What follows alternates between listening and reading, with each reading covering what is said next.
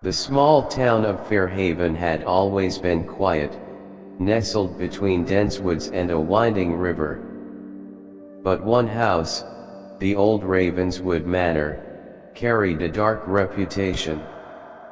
Locals whispered about strange happenings there, but none dared to investigate until Sabrina's family moved in. Sabrina was an imaginative 10-year-old with a love for collecting dolls.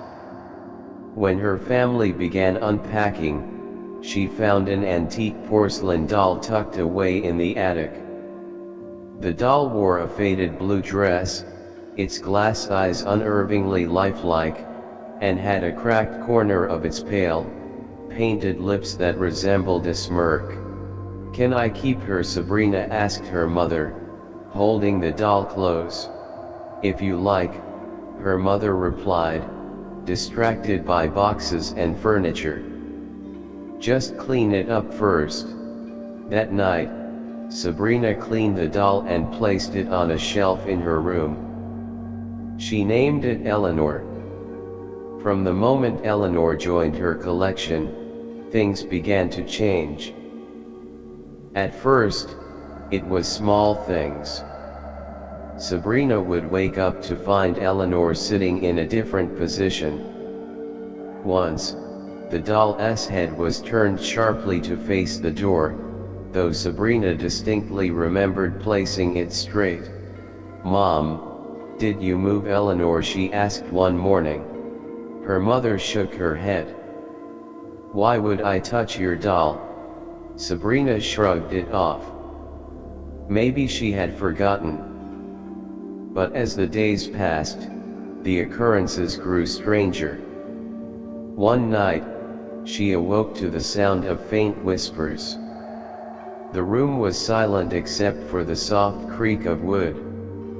Turning on her bedside lamp, she saw Eleanor lying on the floor, though she had been securely placed on the shelf before bed. Sabrina's mother dismissed it as coincidence or imagination. "Maybe the doll fell," she suggested. But Sabrina knew better. The air in her room felt different, heavier, colder when Eleanor was near. One evening, Sabrina invited her friend Lily for a sleepover. As they played games and told stories, Sabrina hesitated to mention Eleanor. But as the night wore on, Lily noticed the doll. "That thing is creepy," Lily said, pointing at Eleanor. "It looks like it's staring at us." Sabrina laughed nervously. She's just a doll.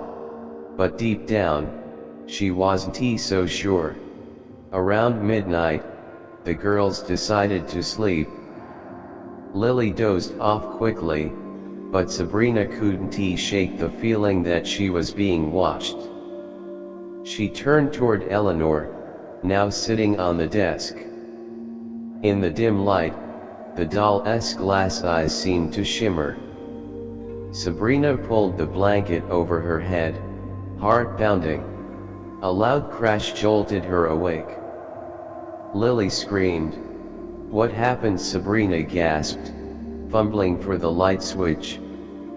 The lamp flickered on, revealing Lily pointing at the desk. Eleanor was gone. It moved. "I saw it!" Lily cried, trembling. Sabrina's gaze darted around the room. Eleanor lay on the floor near the door, her smirk more sinister than ever.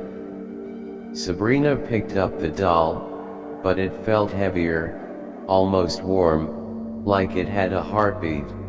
"Let's put her in the attic," Lily whispered.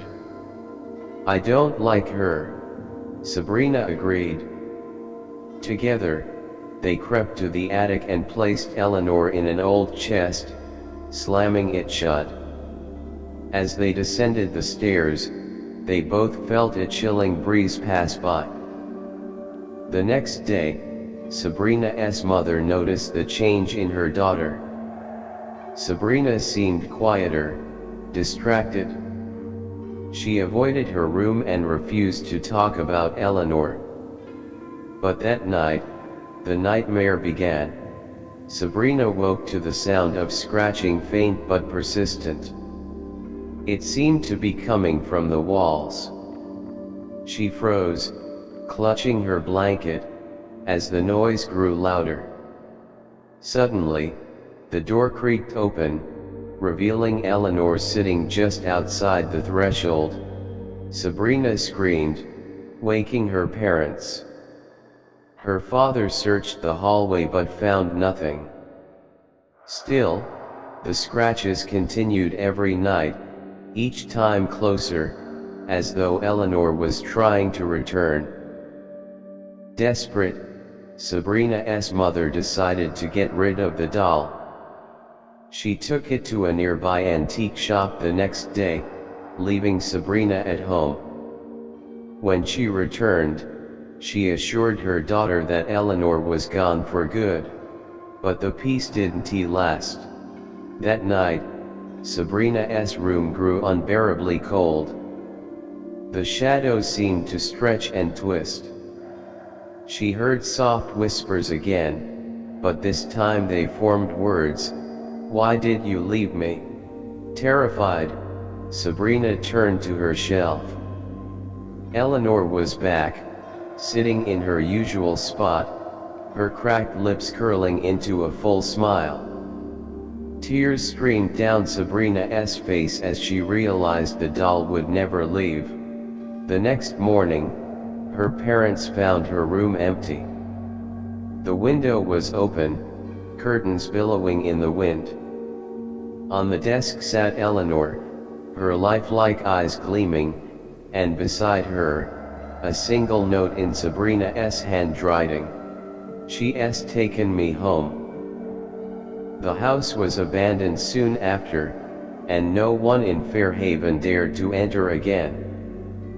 But on quiet nights, passers-by claimed they could hear a child's laughter and the faint sound of porcelain tapping against glass. The legend of Eleanor the doll lived on, a chilling reminder that some things are better left forgotten.